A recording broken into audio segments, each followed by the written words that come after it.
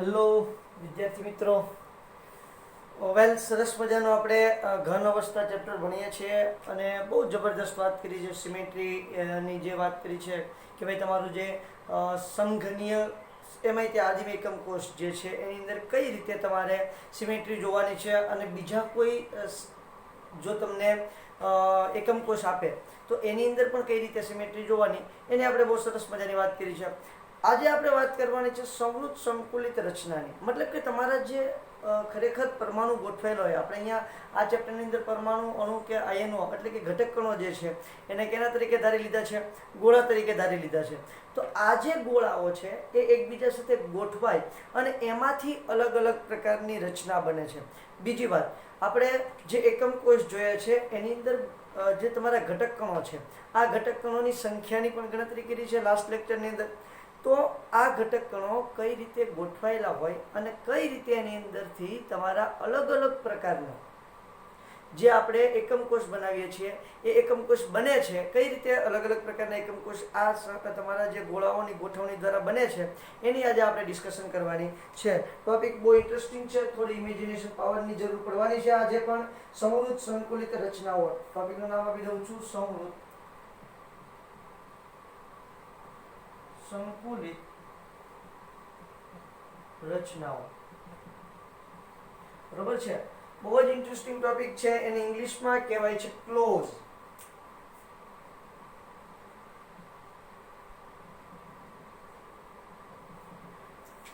Close pack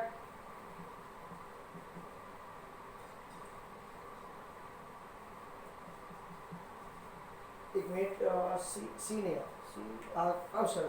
close pack structures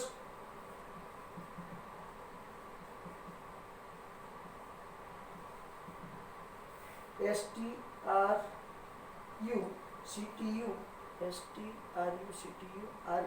okay, ready છે. Close pack structures બહુ જ interesting છે. એક પરિમાણમાં, દ્વિપરિમાણમાં અને ત્રિપરિમાણની અંદર આ ક્લોઝ પેક સ્ટ્રક્ચરની આપણે વાતો કરવાની છે અને બહુ જ ઇન્ટરેસ્ટિંગ વાતો છે બેટા. તમારે માત્ર સમજતી જવાની છે એટલે તમારું બધું જ વર્ક છે આપોઆપ થતું જશે. તો સૌથી પહેલા જોઈએ છે એક પરિમાણમાં. કઈ જગ્યાએ જોવાનું છે બેટા? સૌથી પહેલા એક પરિમાણમાં સંવૃત સંકુલિત રચનાઓ. ચાલો, એક પરિમાણમાં સંવૃત સંકુલિત રચનાઓની વાત કરવાની છે. બહુ જ ઇન્ટરેસ્ટિંગ છે બેટા અને સહેલું છે, કઈ એટલું બધું અઘરું પણ નથી.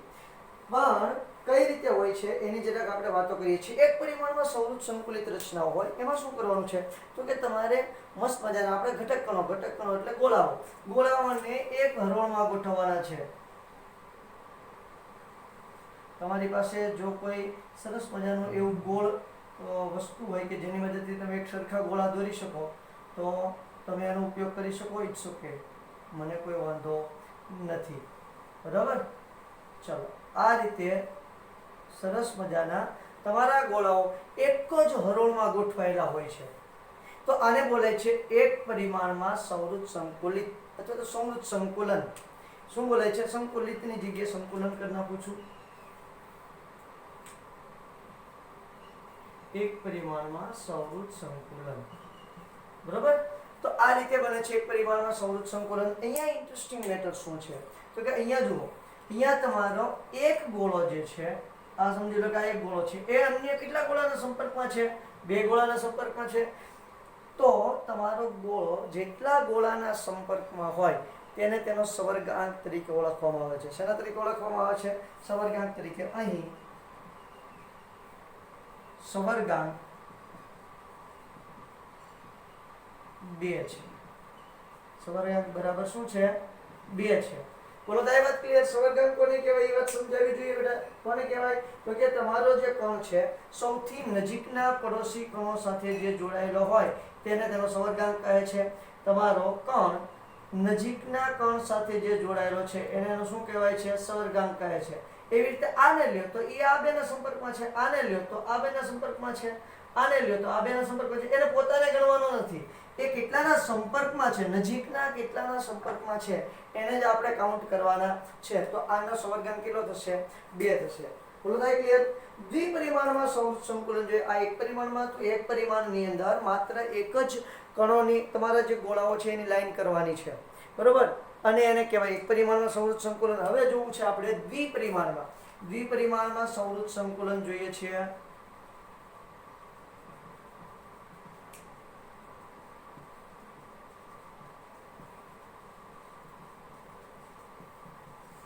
દ્વિપરિમાણમાં સંવૃત સંકુલન, આ પણ બહુ સરસ મજાની વાત છે, બહુ ઇન્ટરેસ્ટિંગ છે. જોઈએ કઈ રીતે હોય છે. ચાલો, તો જે દ્વિપરિમાણમાં સંવૃત સંકુલન છે એ એક પરિમાણ પરથી જ આવે છે. કઈ રીતે હોય છે? તો જુઓ, એક પરિમાણમાં જે આપણે કણોની એક હાર બનાવી હતી, એક હરોળ બનાવી હતી, એના પરથી જ આપણે ગોઠવણ કરીએ છીએ. તો પહેલા હું કણોની એક હરોળ બનાવી દઉં છું. ઓકે, ચલો, કણોની એક હરોળ બનાવી દીધી છે. હવે અહીંયા શું થવાનું છે? તો કે અહીંયા બે પ્રકારે દ્વિપરિમાણમાં સંવૃત સંકુલન બનવાનું છે. કેટલા પ્રકાર બનવાનું છે?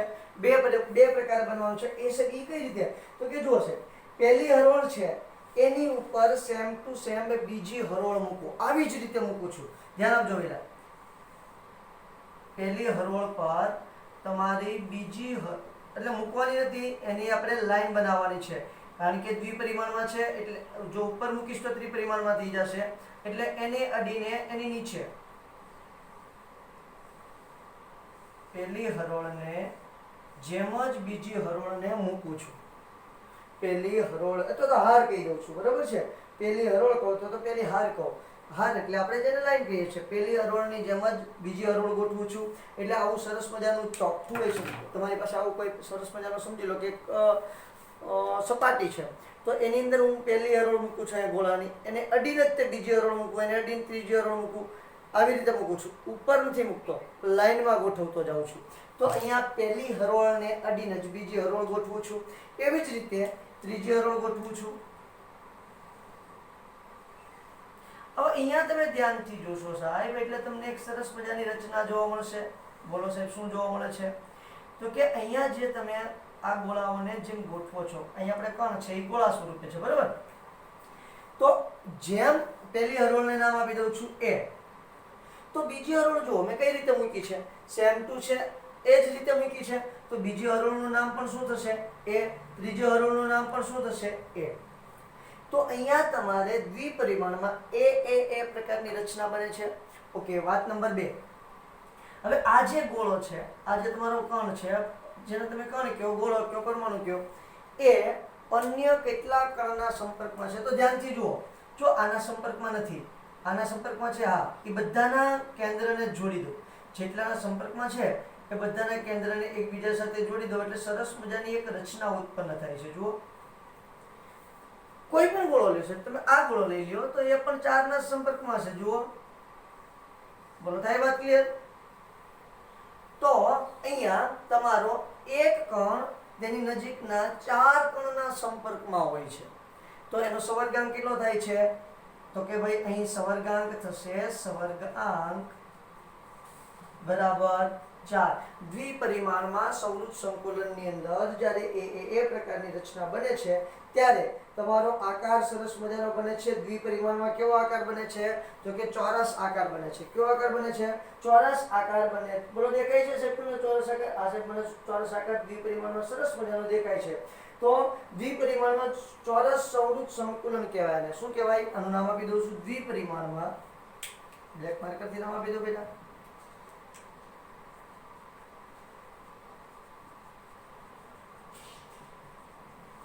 ચોરસ સંવૃત સંકુલન, બરોબર છે? દ્વિપરિમાણમાં ચોરસ સંવૃત સંકુલન ક્યારે રચાય છે? દ્વિપરિમાણમાં ચોરસ સંવૃત સંકુલન ક્યારે રચાય? તો કે જ્યારે તમારા ગોળાઓની હરોળ એ પ્રકારની હોય છે ત્યારે જ તમારું દ્વિપરિમાણમાં ચોરસ સંવૃત સંકુલન રચાય છે. અહીંયા સવર્ગાંક કેટલો છે? 4. કારણ કે તમારો જે કણ છે એ આસપાસના કેટલા કણ અથવા તો ગોળો જે આસપાસના કેટલા તો કે 4 ગોળાઓના સંપર્કમાં હોય છે એટલા માટેનો સંવાદગણ કેટલો બને છે 4 તમને જોવા મળે છે. અહીંયા તમારા સરસ મજાની જે ગોળાઓની ગોઠવણી છે એની હરોળની રચના કયા પ્રકારની છે એ પ્રકારની રચના તમને જોવા મળશે. બોલો તો એ વાત ક્લિયર. ઓકે, હવે બીજો જે પ્રકાર આવે છે એને આપણે કહીએ છીએ દ્વિપરિમાણમાં. શું કહેવાય છે બેટા? દ્વિપરિમાણમાં અહીંયા આપણે હેક્સાગોનલ રચના બનાવવાની છે. કઈ રચના બનાવવાની છે? હેક્સાગોનલ રચના બનાવવાની છે. તો અહીંયા તમારે ષટકોણ બનશે. શું બનશે? ષટકોણ. દ્વિપરિમાણમાં ષટકોણીય સમૃદ્ધ સંકુલન. નામ આપી દઉં છું દ્વિપરિમાણમાં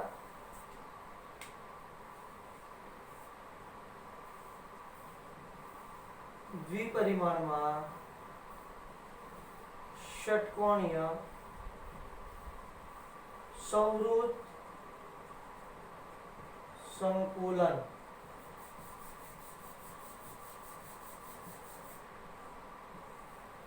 દ્વિપરિમાણમાં ષટકોણીય સમૃદ્ધ સંકુલન. ઓકે, કઈ રીતે થાય છે દ્વિપરિમાણમાં ષટકોણીય સમૃદ્ધ સંકુલનની વાત તો કરી દઈએ. જો ભાઈ યાદ રાખતું જવાનું છે. પહેલું આવે છે એક પરિમાણ.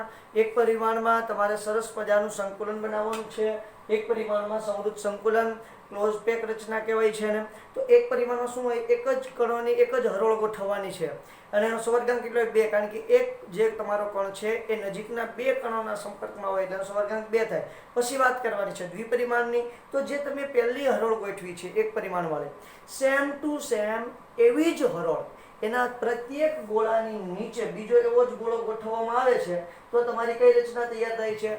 તો કે ભાઈ તમારી રચના તૈયાર થાય છે દ્વિપરિમાણમાં ચોરસ સમૃદ્ધ સંકુલનની રચના તૈયાર થાય છે. બરોબર છે. અને હવે શું થાય છે તો કે એ જ વાત છે, દ્વિપરિમાણમાં જ વાત ચાલે છે. તો અહીંયા ઘટના કેવી બને છે ધ્યાન આપજો બેટા. તો અહીંયા તમારા જે પહેલી હરોળ ગોઠવેલી હતી એ હરોળ એમ નામ દોરી દઉં છું. એને આપણે નામ આપ્યું હતું એ. કયું નામ આપ્યું હતું? એ નામ આપ્યું હતું. બરાબર? ઓકે, હવે બીજી જે હરોળ ગોઠવું છું એ સેમ ટુ સેમ એની નીચે નહીં, એની વચ્ચેની જે જગ્યા છે જેને અવનમન કહે છે. શું કહે છે? અવનમન. તો કે પહેલી હરોળના અવનમનમાં બીજી હરોળના ગોળાઓને ગોઠવવામાં આવે છે. હા હા બરોબર છે, ગોઠવો સાહેબ. તો પહેલી હરોળના અવનમનમાં બીજી હરોળના ગોળાને હું ગોઠવું છું. હા સાહેબ ગોઠવો. ચાલો તો જુઓ ગોઠવાય છે. બીજી હરોળના ગોળાઓ પહેલી હરોળના અવનમનની અંદર ગોઠવાય છે ભાઈ. યસ સર, દેખાય છે? મારી પાસે કોઈ એવી સાધન નથી કે હું તમને બેઠા બધા જ ગોળાઓ દર્શાવી દઉં, પણ તમે એટલા પરથી સમજી શકો છો કે કઈ રીતે ગોળાઓની ગોઠવણી થઈ શકે છે. તો પહેલી હરોળની જે ખાલી જગ્યા હતી ત્યાં બીજી, પછી ત્રીજી હરોળ જે છે એને પછી પહેલી હરોળની જેમ જ ગોઠવવાની છે.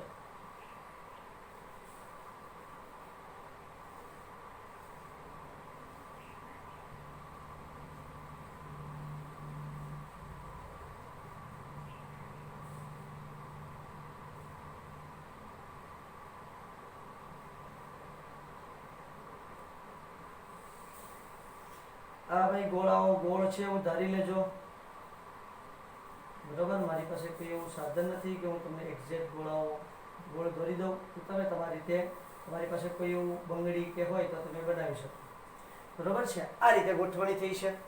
તો અહીંયા શું છે? પહેલી હરોળના અવનમનમાં બીજી હરોળની જે જગ્યા છે એમાં ત્રીજી હરોળની ખાલી જગ્યાની અંદર પછી ચોથી હરોળ. એવી રીતે તમે ગોઠવે જશો. આવી રીતે જ ગોઠવતું જવાનું છે.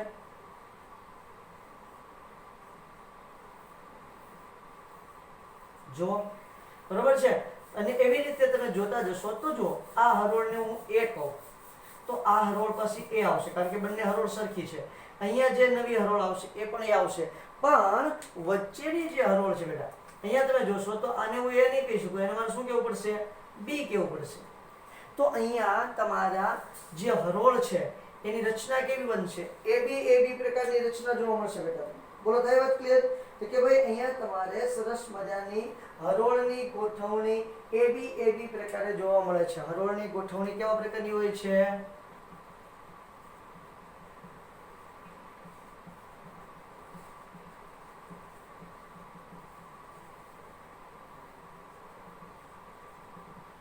હરોળની ગોઠવણી એબી પ્રકારની હોય છે. જ્યારે અહીંયા હરોળની ગોઠવણી કયા પ્રકારની હોય છે? એ. કારણ કે બધા જ જે હરોળ ગોઠવો છે એ બધી એક સરખી જ ગોઠવો છો. જ્યારે અહીંયા અવનમન એટલે ખાલી જગ્યા, પહેલી હરોળની વચ્ચેનો જે ખાંચો છે ત્યાં ગોઠવો છો, એટલે એને બોલીએ છીએ આપણે અવનમન. તો એની અંદર ગોઠવાય છે, એટલે એની અંદર જોવા મળશે હરોળની ગોઠવણી એબી પ્રકારની હોય છે. અહીંયા જોશો એટલે ખ્યાલ આવશે કે તમારો જે કોઈ એક કણ છે એ અન્ય કેટલા ગોળાઓના સંપર્કમાં છે, તો અન્ય કેટલા કણોના સંપર્કમાં છે એની આપણે જરા ડિસ્કશન કરી લઈએ. ઓકે, ચલો 1 મિનિટ આને જરા ટચ કરી દો. ઓકે, તો જો આ કણ છે એ અન્ય કેટલા કણોના સંપર્કમાં છે? 1 2 આના સંપર્કમાં છે નહીં, 3 4 5 અને 6, ટોટલ 6 કણોના સંપર્કમાં છે. એટલે અહીંયા તમે જોવા જશો એટલે આવી રચના તમને જોવા મળશે. ઓકે, વેલ કેવો આકાર બને છે? ષટકોણ. એટલા માટે તેને શું બોલીએ છીએ? ષટકોણીય સંવૃત સંકુલન. પણ કેટલા પરિમાણમાં છે? દ્વિપરિમાણમાં છે. કેટલા પરિમાણમાં છે?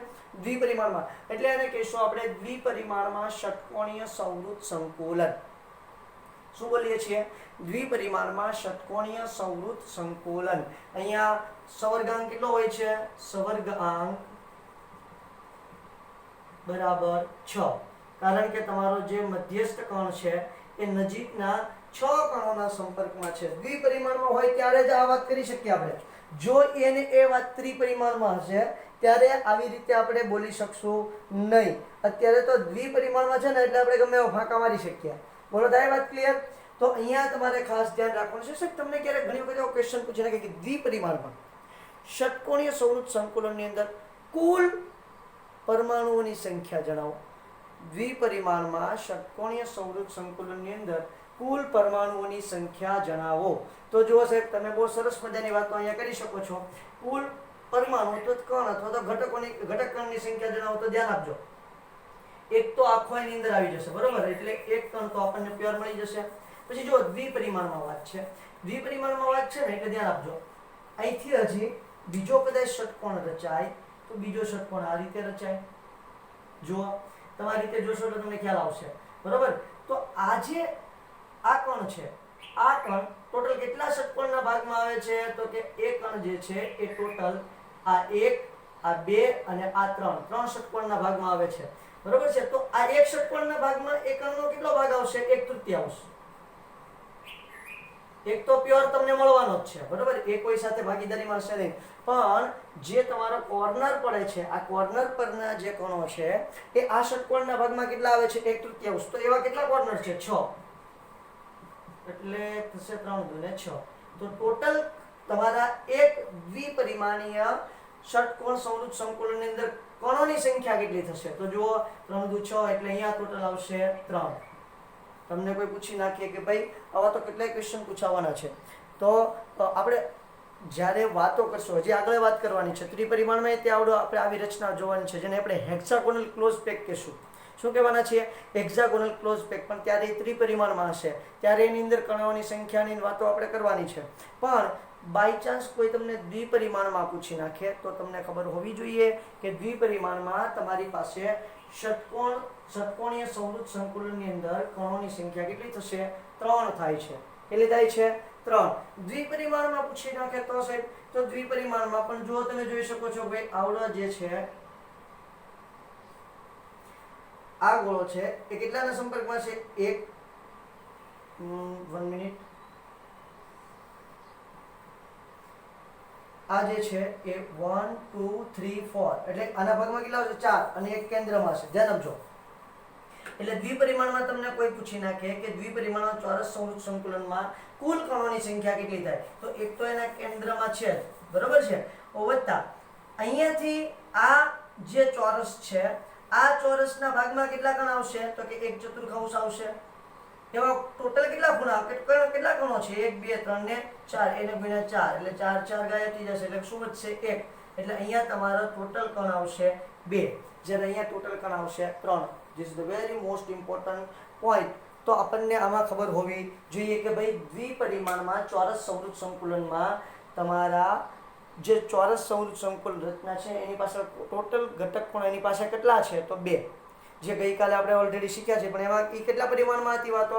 ત્રિપરિમાણમાં હતી. જ્યારે અહીંયા તમને દ્વિપરિમાણમાં ષટકોણીય સમૃદ્ધ સંકુલનની અંદર ઘટક કણોની સંખ્યા પૂછે, એમાં ઘટક કણો કેટલા હોય ત્યારે આપણને ખબર હોવી જોઈએ કે એની પાસે ઘટક કણો કેટલા હશે? 3 ઘટક કણો હશે. ચોરસ સમૃદ્ધ સંકુલનમાં 2, ષટકોણીય સમૃદ્ધ સંકુલનની અંદર 3 ઘટક કણો તમને જોવા મળશે. બોલો થાય વાત ક્લિયર? હવે જોવાનું છે ત્રિપરિમાણમાં ચોરસ સમૃદ્ધ સંકુલન અને ષટકોણીય સમૃદ્ધ સંકુલન, એમાં પણ જે આપણે છિદ્રો બનવાના છે એ છિદ્રોની પણ ડિસ્કશન કરવાની છે. છિદ્ર આપણે જે ઘન પદાર્થ છે એનો બહુ ઇમ્પોર્ટન્ટ પોઈન્ટ છે. એની અંદરથી ઘણા બધા દાખલા પૂછાય છે, એની અંદરથી ઘણા બધા પ્રકારના MCQ પૂછાય છે. આ જે છિદ્રો રચાય છે એની અંદર પાણ કણો ગોઠવાય છે, તો એની પણ આપણે ડિસ્કશન કરવાની છે. સ્ક્રીનશોટ લઈ લો. એટલે આપણે ત્રિપરિમાણમાં સમૃદ્ધ સંકુલનની વાતો કરીએ. હવે જોવું છે સરસ મજાનું ત્રિપરિમાણમાં સમૃદ્ધ સંકુલન. બરોબર, અહીંયા હેડિંગ આપી દઉં છું. મેં એક આકૃતિ દોરી રાખી છે ઓલરેડી પહેલેથી, અને અહીંયા હેડિંગ આપી દઉં છું ત્રિપરિમાણમાં સમૃદ્ધ સંકુલન. બરોબર, ચાલો કઈ રીતે હોય છે સાહેબ ત્રિપરિમાણમાં સમૃદ્ધ સંકુલન, એની જરાક વાત કરીએ. જો દુનિયાની જેટલી વસ્તુ તમને મોસ્ટલી દેખાય છે એ બધી જ પદાર્થ, એ બધા જ વસ્તુઓ મોટાભાગે ત્રિપરિમાણમાં હોય છે. બરોબર, પણ એની રચના કઈ રીતે થઈ છે, એની અંદર કઈ રીતે કણોની ગોઠવણી હોય છે, ઘટક કણો જેને આપણે ગોળાઓ કહીએ છીએ અને આપણે અણુપરમાણુ કે આયન કહીએ છીએ, એની ગોઠવણી કઈ રીતે થયેલી હોય છે એના વિશે સરસ મજાની વાતો કરવાની છે. તો સૌથી પહેલા તો આપણે જે તમારું આની પહેલા દ્વિપરિમાણમાં ચોરસ સમૃદ્ધ સંકુલન હતું એમાંથી ત્રિપરિમાણીય સમૃદ્ધ સંકુલનની રચના કરીએ. બરાબર છે? પહેલી રચના કઈ કરાવડાવું છું? આ તો આકૃતિ પછીની છે, એ પહેલા હું અહીંયા લખી દઉં છું. જે એમાંય પણ 2 પાઠ પડવાના છે. પહેલો પાઠ પડે છે દ્વિપરિમાણમાં ચોરસ સમૃદ્ધ સંકુલન માંથી ત્રિપરિમાણમાં સમૃદ્ધ સંકુલન. બરોબર છે? દ્વિપરિમાણમાં ચોરસ સમૃદ્ધ સંકુલનમાંથી ત્રિપરિમાણમાં સંકુલન. ચાલો આની આપણે સરસ મજાની મેટર ડિસ્કસ કરીએ એટલે આપણને ઘણી બધી ખ્યાલ આવી જશે. તો જો દ્વિપરિમાણમાં ચોરસ સમૃદ્ધ સંકુલન, અત્યારે મારી પાસે મસ્ત મજાનું તમને મેં કીધું છે બંગલી વાળું લઈ આવવાનું, તે એક ચક્કર ગોત્યું છે મેં ગોળ. તો આની અંદર કેવું થશે કે હમણાં થોડી વાર પહેલા જ આપણે સરસ મજાના જે ચોરસ સમૃદ્ધ સંકુલન રચના બનાવી હતી, બરોબર છે, દ્વિપરિમાણમાં. તો એમાં શું કર્યું હતું તો કે પહેલી જે હરોળ હતી સેમ ટુ સેમ એની ઉપર બીજી હરોળને આપણે ગોઠવી દીધી હતી, એટલે કે એની નીચેની બાજુ. બરોબર, હવે અહીંયા શું કરવાનું છે, એવી રીતે હરોળ ગોઠવતા જઈએ એટલે શું થઈ જાય તો એક આખી થપ્પી બની જશે. શું બની જશે? પહેલા પહેલી હરોળની જેમ જ બીજી હરોળને ગોઠવવાની છે એટલે અહીંયા સરસ મજાની થપ્પી બનશે. બરોબર ને? થપ્પી આ સાઈડ થપ્પી બને. પહેલી હરોળની જેમ જ બીજી હરોળને ગોઠવતા સરસ મજાની થપ્પી બનશે. તો કે આવી એક સરસ મજાની આખી હરોળ બનાવી દીધી. એક હરોળ, બીજી હરોળ, ત્રીજી હરોળ, ચોથી હરોળ, એવી રીતે હરોળ ગોઠવતો જાઓ. હવે શું બની ગયું? આખી સરસ મજાની હરોળો ગોઠવતા એક થપ્પી બની ગઈ.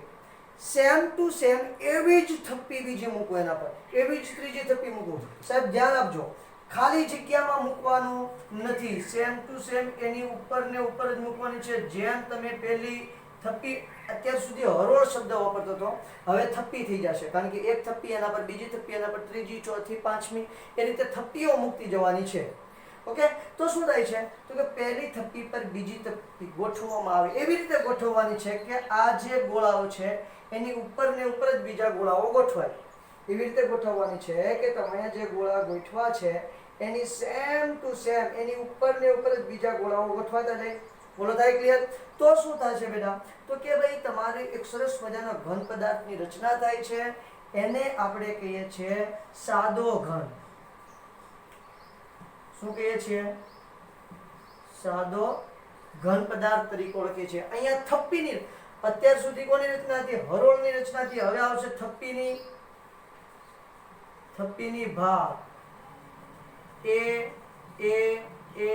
એ પ્રકારની છે, કારણ કે અત્યાર સુધી હરોળ ગોઠવતા હતા, હવે આપણે થપ્પીઓ ગોઠવવાની છે બધા.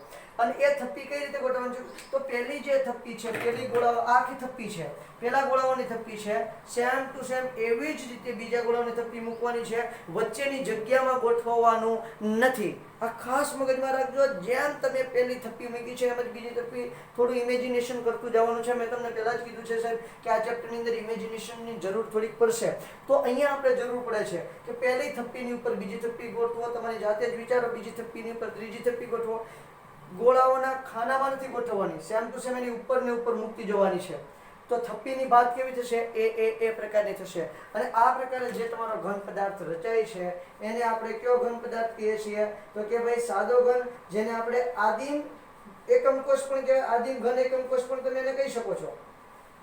અહીંયા સાદો ઘન સિમ્પલ ક્યુબ બોલાય, સિમ્પલ ક્યુબ. એને આદિમ એકમ કોષ ઘન, એને શું બોલાય? આદિમ એકમ કોષ ઘન પણ તમે કહી શકો છો. બોલો, વાત થાય ક્લિયર? બહુ સિમ્પલ છે, કોઈ જાતની માથાકૂટ આમાં આપણે કરવાની નથી. જેવું પહેલું સ્તર છે થપ્પી છે, એવું ને એવું જ બીજું સ્તર, બીજી થપ્પી. પહેલા આપણે શું કરતા હતા ભાઈ? તો કે પહેલા આપણે હરોળ ગોઠવી હતી, હવે હરોળ નથી, આખી થપ્પી છે, આખું સ્તર છે. પહેલા સ્તર ઉપર બીજું સ્તર, બીજા સ્તર ઉપર ત્રીજું સ્તર, ત્રીજા સ્તર ઉપર ચોથું સ્તર, સેમ ટુ સેમ ગોઠવવાનું છે. જે રચના તૈયાર થાય એને સાદો ઘન અથવા તો આદિમ એકમ કોષ પ્રકારનો ઘન કહેવાય છે. બોલો, વાત થાય ક્લિયર? ઓકે સર, થાય ક્લિયર? ઓકે, ત્યાંથી હવે આગળ જઈએ છીએ. ત્રિપરિમાણીય સંવૃત સંકુલનની વાત કરી છે. હવે આનો બીજો પ્રકાર, ત્રિપરિમાણમાં સંવૃત સંકુલન છે, એનો પહેલો પ્રકાર જોયો. હવે એનો બીજો પ્રકાર આવે છે. બીજો પ્રકાર શું આવે છે? પહેલો પ્રકાર એવો હતો કે દ્વિપરિમાણમાં ચોરસ સંવૃત સંકુલનમાંથી ત્રિપરિમાણમાં સંવૃત સંકુલન. હવે અહીંયા આવે છે, તો અહીંયા તમારે ગોઠવવાનું છે કે ભાઈ બીજો પ્રકાર દ્વિપરિમાણમાં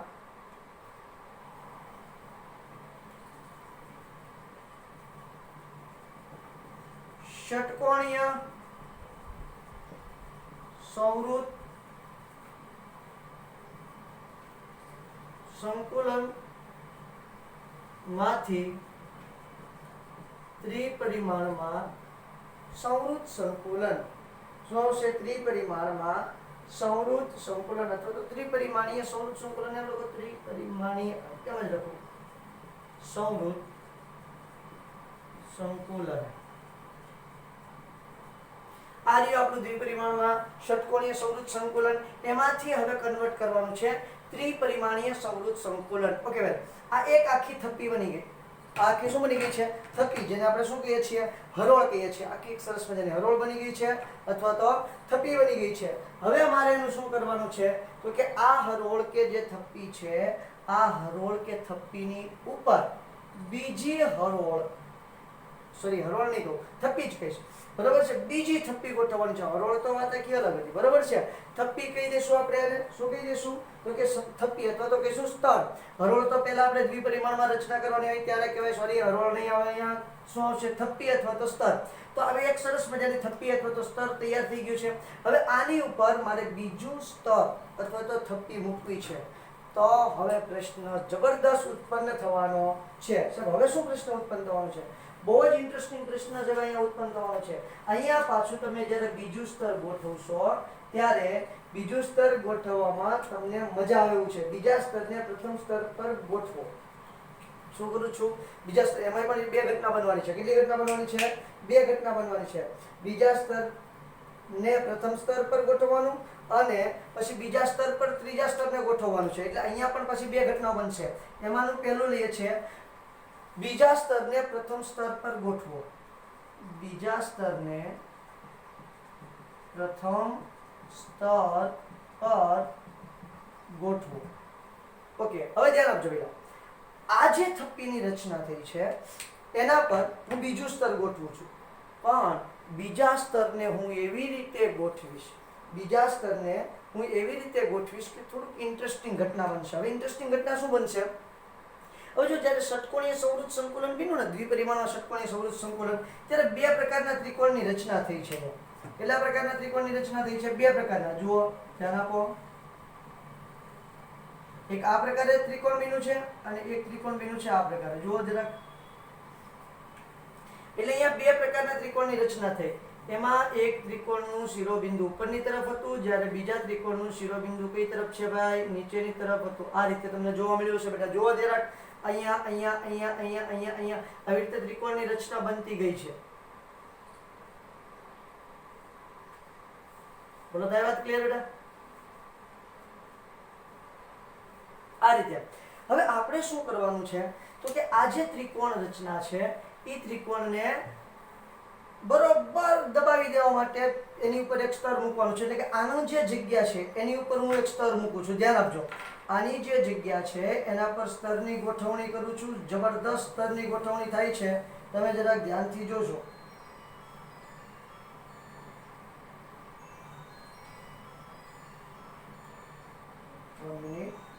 સ્તર આડું આવી ગયું છે. ચાલો હજી થોડું ત્રાસું રહી છે. વ્યવસ્થિત બનાવવું પડશે. એક જ મિનિટ બેટા. આને જરા ખુશી કાઢું, કારણ કે એમને દોરવાની હોય તો તમને દોરાઈ જાય. થોડી સારી દોરવાની છે એટલા માટે જરા આપણે એને ઇન્ટરેસ્ટિંગ બને એવું કરવું પડશે.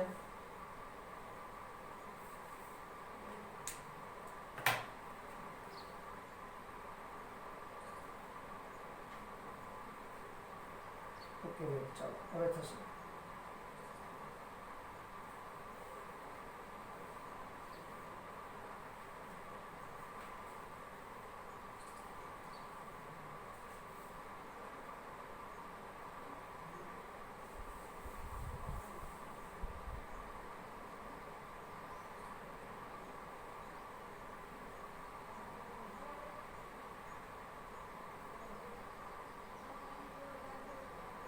સેમ ટુ સેમ આવી જ થપ્પી ગોઠવતો જાઉં છું પહેલા.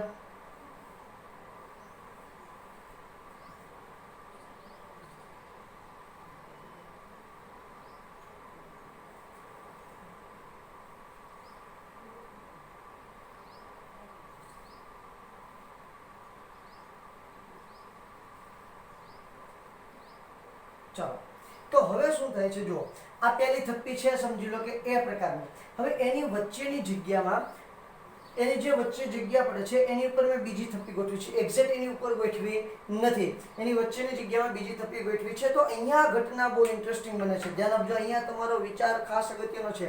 અહીંયા બીજા સ્તરને પ્રથમ સ્તર પર ગોઠવું છું. ઓકે, તો આ બીજું સ્તર છે એને પ્રથમ સ્તર પર ગોઠવું છું. એક્ઝેક્ટ એની ઉપર ગોઠવાનું ના સાહેબ, એની ઉપર એક્ઝેક્ટ ગોઠવાનું નથી. તો આ સ્તરને હું શું નામ આપી દઈશ? તો કે આ સ્તરને નામ આપવાનું છે મારે બી.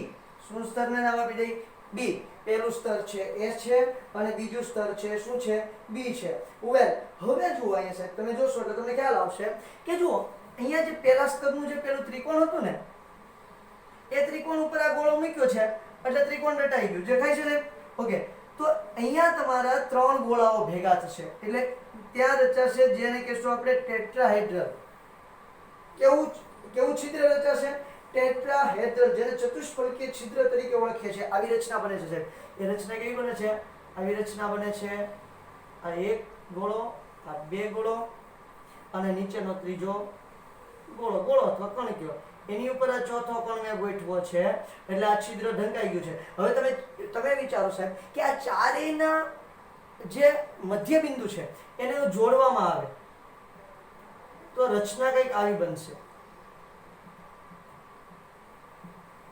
તો યાદ કરો, આ પ્રકારનું જે બને ને એને આપણે કહીએ છીએ સમચતુષ્ફલકીય રચના. તો અહીંયા જે છિદ્ર રચાય છે એ ચતુષ્ફલકીય છિદ્ર પ્રકારનું રચાય છે. કેવું છિદ્ર રચાય છે? ચતુષ્ફલકીય છિદ્ર. તો જો અહીંયા પણ ચતુષ્ફલકીય છિદ્ર, ત્યાં ટી કરી દીધું ટેટ્રાહેડ્રલ એટલે ચતુષ્ફલકીય. અહીંયા પણ ચતુષ્ફલકીય છિદ્ર, અહીંયા પણ ચતુષ્ફલકીય છિદ્ર, અહીંયા પણ ચતુષ્ફલકીય, અહીંયા ચતુષ્ફલકીય. પણ એક આમાં સરસ ઘટના શું બને છે તો કે અહીંયા જે છિદ્ર છે ને નીચેનું નીચેનું જે ત્રિકોણ છે, આ પ્રકારનું જે ત્રિકોણ છે, આ પ્રકારનું ત્રિકોણ સંપૂર્ણપણે દટાતું નથી. જો એટલે ન્યા જે છિદ્ર રચાય છે ને ઓક્ટાહેડ્રલ કહેવાય. શું કહેવાય છે? ઓક્ટાહેડ્રલ. અષ્ટફલકીય. તો એવું અહીંયા પણ રચાય છે, એવું અહીંયા પણ રચાય છે, એવું અષ્ટફલકીય અહીંયા પણ રચાય, એવું અષ્ટફલકીય અહીંયા પણ રચાશે, એવું જ અષ્ટફલકીય અહીંયા પણ રચાશે. અહીંયા પાછું તમારું ચતુષ્ફલકીય હશે તો જો ચતુષ્ફલકીય ઢંકાઈ જાય છે. દેખાય છે બેટા? ચતુષ્ફલકીય છિદ્ર બધા કેવા છે? ઢંકાઈ જાય છે. વેલ, બીજી એક ઇન્ટરેસ્ટિંગ વાત શું થાય છે? હવે આ જે બીજું સ્તર છે એ પહેલા સ્તરના ચતુષ્ફલકીય છિદ્રને ઢાંકવા જાય છે ને, તો પોતાના સ્તર પર પણ ચતુષ્ફલકીય છિદ્ર બનાવતું જાય છે. આ રહ્યું ચતુષ્ફલકીય છિદ્ર, આ રહ્યું ચતુષ્ફલકીય છિદ્ર. બોલો, વાત થાય ક્લિયર?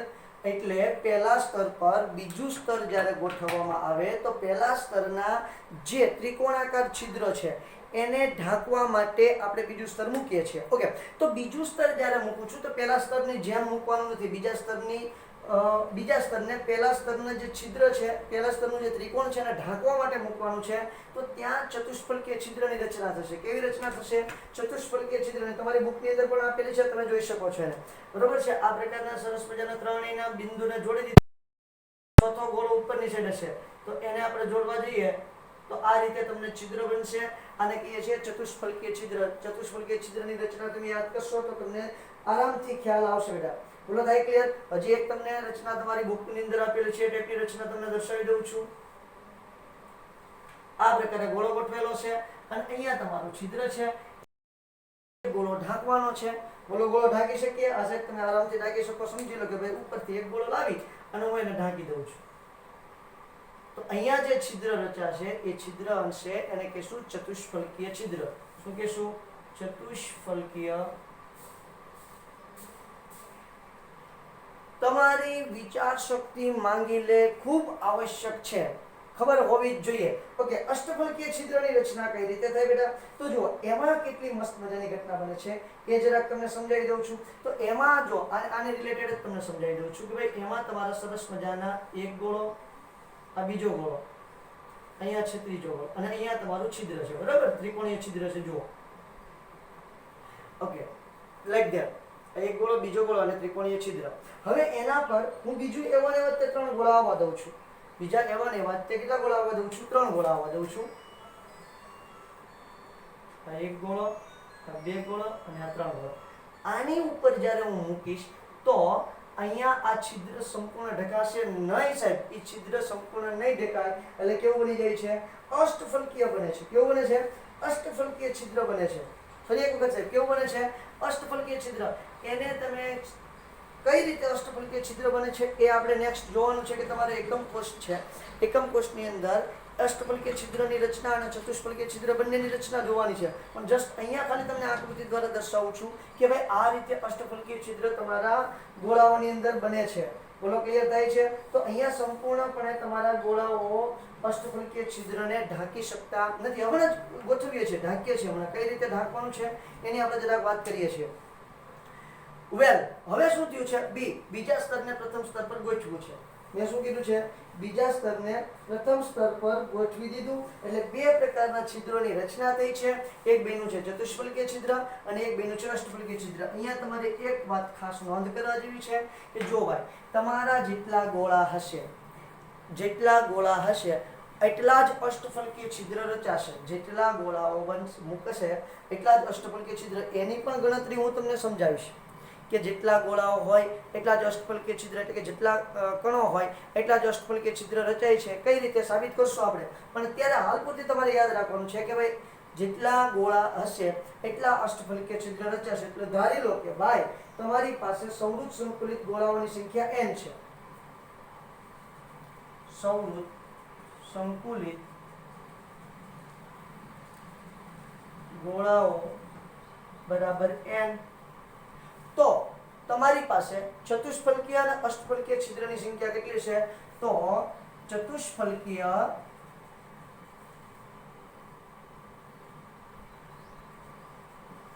છિદ્ર બરાબર 2n. એટલે કે ચતુષ્ફલકીય છિદ્ર ગોળાઓની સંખ્યા કરતા બમણું હશે અને અષ્ટફલકીય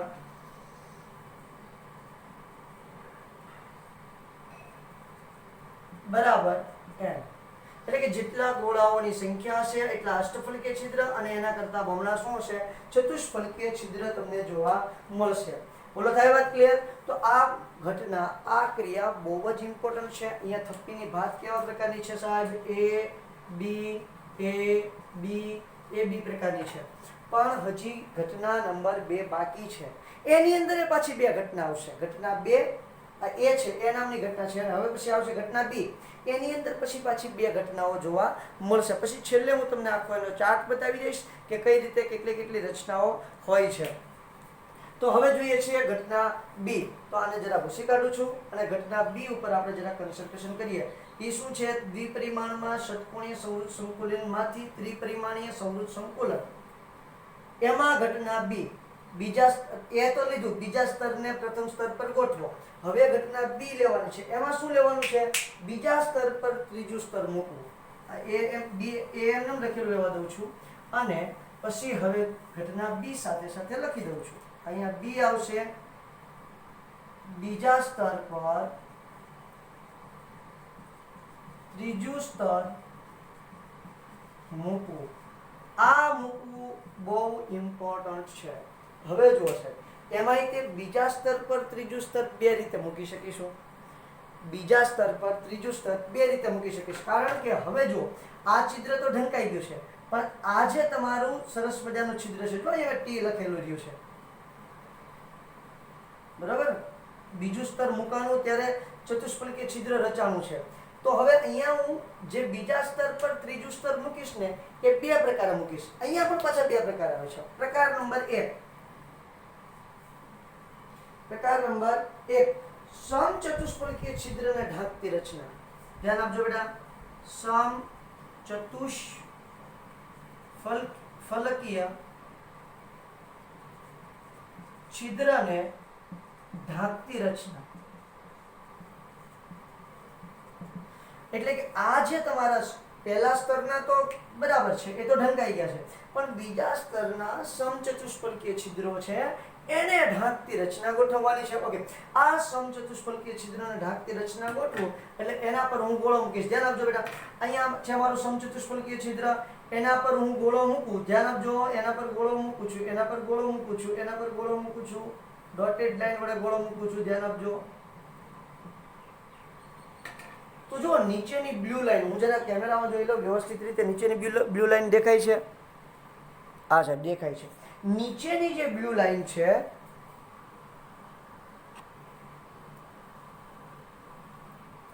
એના પર જ બેઠી છે, એના ઉપર એક્ઝેક્ટ આ ત્રીજા સ્તરની રચના થાય છે.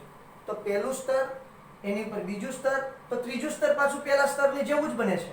ત્રીજું સ્તર કોના જેવું બને છે? પહેલા સ્તર જેવું બને છે. ફરી એક વખત અહીંયા જરા સાઈડમાં દેખાડી દઉં છું, મોટા ગોળાઓ દોરીને થોડું એડજસ્ટ કરવાનું છે બેટા. આ પહેલું સ્તર હજી તો દોરું છું, બરાબર. ચાલો, આ પહેલું સ્તર દોરાય છે. એના પર મેં ગોઠવું છે બીજું સ્તર. બીજું સ્તર મેં અહીં બ્લેક થી દોર્યું છે, અહીંયા આપણે બ્લુ થી કરી દઉં.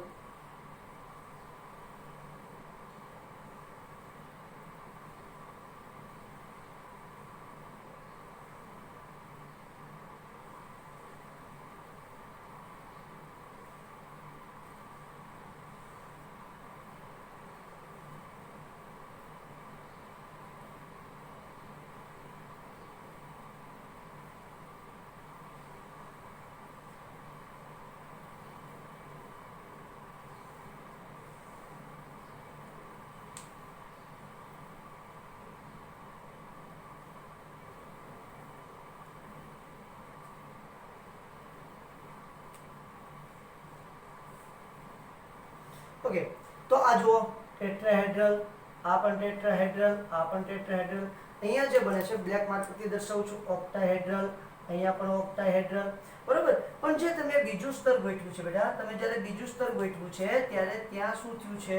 તો કે ત્યાં ભાઈ તમારે એક નવું છિદ્ર બની ગયું છે, આર્યુ ટેટ્રાહેડ્રલ, જેને હું રેડ માર્કરથી દર્શાવી દઉં છું એટલે તમને વધારે ખ્યાલ આવે, બરોબર છે. આર્યુ ટેટ્રાહેડ્રલ આ કોનું છે? બીજા સ્તરનું ટેટ્રાહેડ્રલ છે. પહેલા સ્તરનું ટેટ્રાહેડ્રલ તો દંટાઈ ગયું છે, બરાબર. અહીંયા પણ ટેટ્રાહેડ્રલ પહેલા સ્તરનું હતું જે દંટાઈ ગયું છે.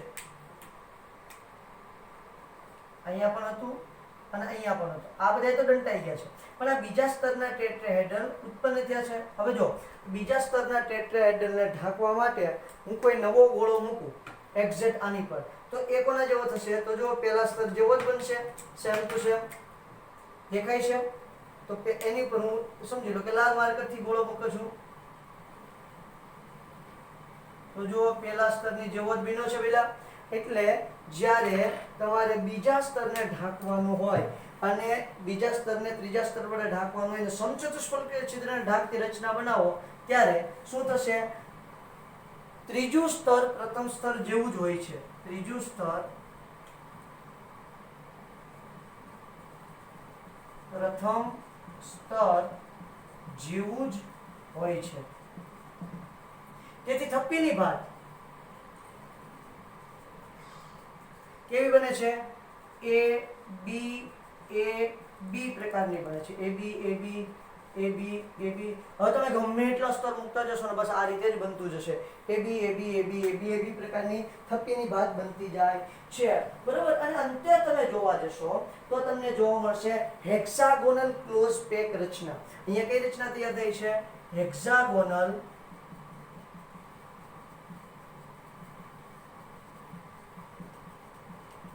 બહુ જબરદસ્ત ઇમેજિનેશન માંગી લેવી વાત છે.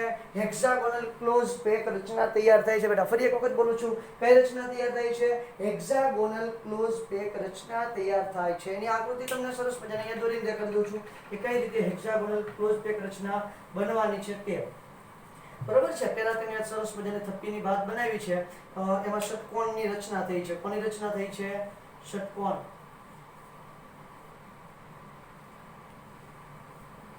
એમાં આપણે અહીંયા ગોળા દોર્યા છે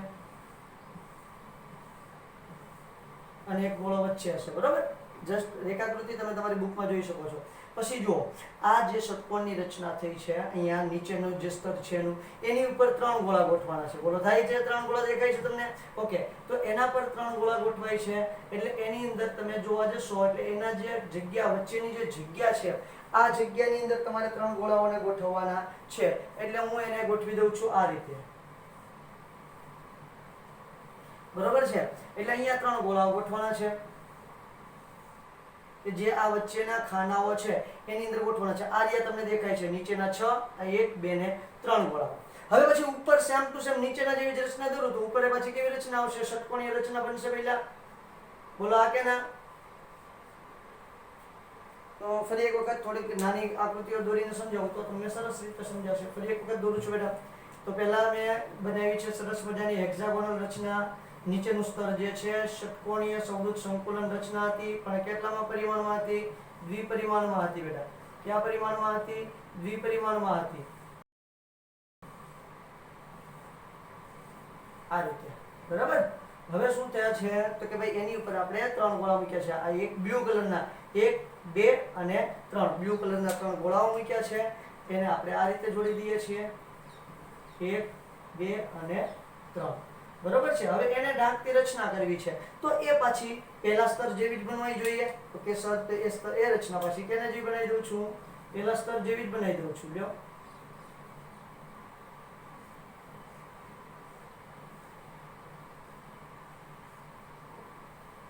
આ રહી તમારા પહેલા સ્તર જેવી રચના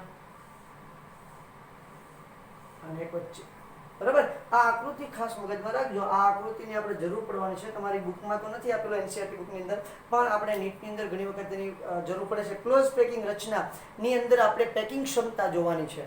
બરોબર છે. પેકિંગ એફિશિયન્સી અને ઇંગ્લિશની અંદર કહેવાય છે એ જોવાની છે. આ આકૃતિ પરથી આપણે ફાઇન્ડ આઉટ થશે. તો જો પહેલું સ્તર, બીજું સ્તર અને પાછું પહેલું સ્તર એટલે એ બી એ પ્રકારની થપ્પીની ભાત તમને જોવા મળશે. આને કહેવાય હેક્સાગોનલ ક્લોઝ પેક રચના. તો જો ષટકોણીય રચાનું છે, ષટકોણની રચના થઈ છે અને સરસ મજાનું ક્લોઝ પેક બને છે. ત્રિપરિમાણમાં છે એટલે બોલશો આપણે હેક્સાગોનલ ક્લોઝ પેક રચના. બરોબર. ઓકે ચલો બેન. ત્યાર પછી આવે છે જે અષ્ટફલકીય છિદ્ર છે. અષ્ટફલકીય છિદ્રને ઢાંકતી રચના. વાવ. તો શું થશે? તો અષ્ટફલકીય છિદ્ર અહીંયા છે, એને ઢાંકતી રચના એટલે હું ત્રીજો એક ગોળો એના પર મૂકું છું. ધ્યાન આપજો બેટા. તો કોઈની પર બંધ બેસે છે નહીં. આ પહેલું છે બ્લુ, બીજું છે રેડ અને ત્રીજું છે બ્લેક. તો કોઈ પર બંધ નથી બેસતું. અહીંયા આપણે જરાક રચના જોઈએ. આ રચના અહીંયા બનાવું છું બેટા. ધ્યાન આપજો. રેડ માર્કરથી એને પણ બનાવું છું. તો આ 1, 2 ને 3 કોઈ પણ બંધ નથી બેસતું. બોલું તો જો આ 1, પછી નીચે ઉપરનું સ્તર બીજું અને પાછું ત્રીજું સ્તર છે પહેલા સ્તર જેવું હતું, એટલે હેક્સાગોનલ ક્લોઝ પેક રચના બની હતી, બરોબર છે. જ્યારે અહીંયા તો શું છે કે ભાઈ ત્રીજું સ્તર છે એને અષ્ટફલકીય છિદ્રને ઢાંકતી રચના બનાવો એટલે કોઈને મળતો આવતું નથી, એટલે એ આપણો બીજો ભાગ આવશે. પહેલા આને જરાક એક્ઝામ્પલ આપી દઈએ. એક્ઝામ્પલ પણ આવશે મેગ્નેશિયમ અને ઝિંક જેવી ઘણી બધી ધાતુઓ આ પ્રકારની રચના બનાવે છે. સમચતુષ્ફલકીય છિદ્રને ઢાંકતી રચના હેક્સાગોનલ ક્લોઝ પેક બને છે, જેને ઇંગ્લિશમાં આપણે કહીએ છીએ HCP. જેને શું કહેવાય? HCP, hexagonal close pack. એની અંદર કઈ કઈ ધાતુ આવશે તો કે ઝિંક અને મેગ્નેશિયમ, Zn અને Mg. દાખલા તરીકે અહીંયા લખી દઉં છું, દાખલા તરીકે Zn અને Mg, ઝિંક અને મેગ્નેશિયમ. બોલો તો આ વાત ક્લિયર? આ કોની વાત છે? HCP ની, હેક્સાગોનલ ક્લોઝ પેક ની વાત છે. હવે ઘટના આવે છે બીજી. સમચતુષ્ફલકીય છિદ્રને ઢાંકતી રચના હતી, હવે ઘટના આવે છે બીજી, અષ્ટફલકીય છિદ્રને ઢાંકતી રચના. બહુ ઇમ્પોર્ટન્ટ મેટર છે, બસ આ સમજાય જાય એટલે આપણું વાત બધી ક્લિયર થઈ જાય. ચલો તો અહીંયા જોશો એટલે ખબર પડશે કે અષ્ટફલકીય છિદ્રને ઢાંકતી રચના કઈ રીતે ગોઠવીશું તે. તો ઓલરેડી મેં તમને થોડી વાત કરી દીધી છે કે ભાઈ પહેલું સ્તર હતું, એના પર બીજું સ્તર મૂક્યું અને એના પર ત્રીજું સ્તર મૂકશો કે જે અષ્ટફલકીયને માત્ર ઢાંકવું જોઈએ, તો એ પહેલા બીજા કે ત્રીજા પર કોઈ જાતનો આધાર રાખતું નથી, એને બંધ બેસતું નથી. પણ હા, પછી પાછું એના પર ચોથું સ્તર મૂકશો એટલે પહેલા જેવું બનશે. એટલે અહીંયા શું થશે તો અહીં બીજા સ્તર પર ત્રીજું સ્તર મૂકતા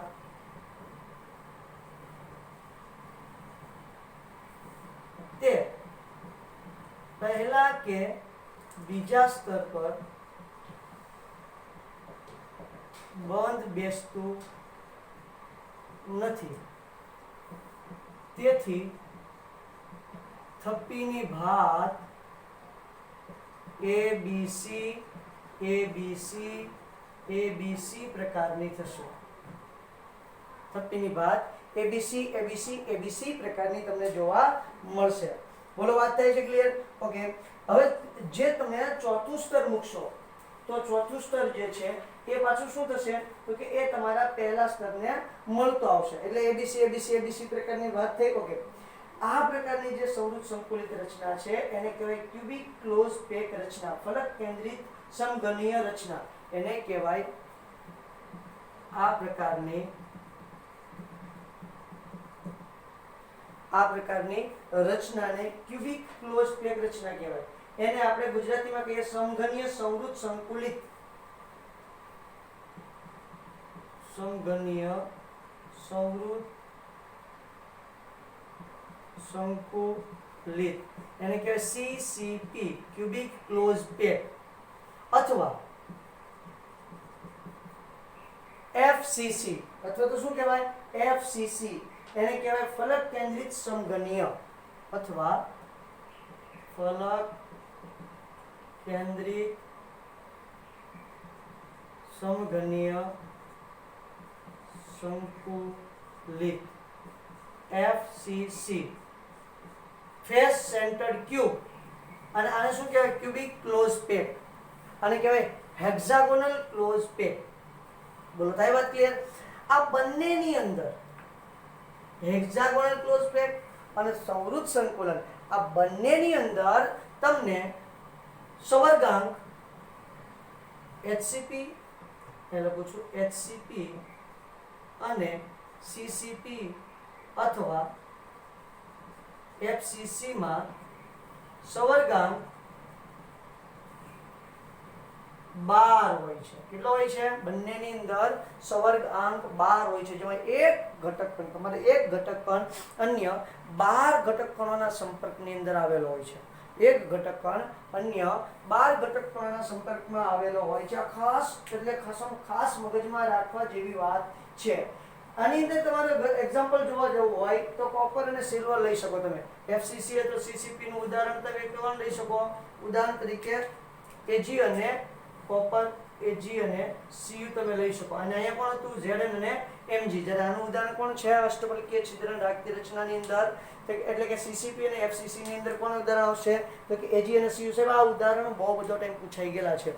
એચસીપી ના એક્ઝામ્પલ, લોટ્સ ઓફ એક્ઝામ્પલ છે, આપણે જોશું હજી, પણ આ તો જસ્ટ પૂછાઈ ગયેલા એક્ઝામ્પલ છે એની વાત કરી છે. ઝિંક અને મેગ્નેશિયમ છે. જ્યારે તમારા એફસીસી હતો તો સીસીપી ના એક્ઝામ્પલની અંદર કોણ આવશે? એજી અને સીયુ.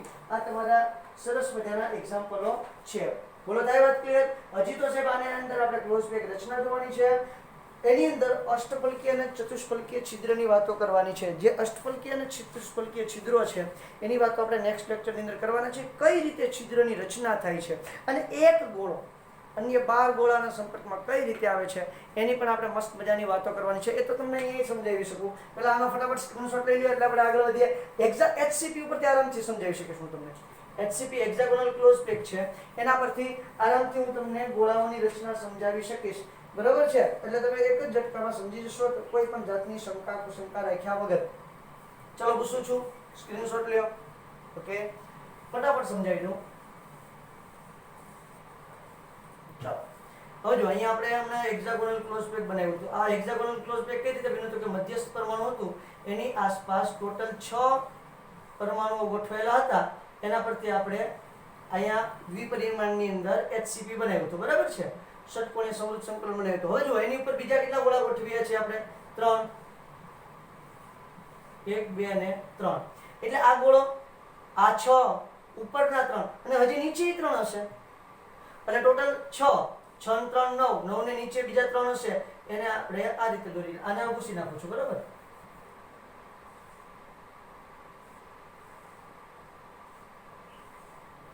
આ રીતે. તો જુઓ, આ ગોળો છે એ કેટલા ગોળાના સંપર્કમાં આવ્યો? આ 6 7 8 9 10 11 ને 12. એટલા માટે આનો સવર્ગાંક કેટલો થશે? 12 થશે.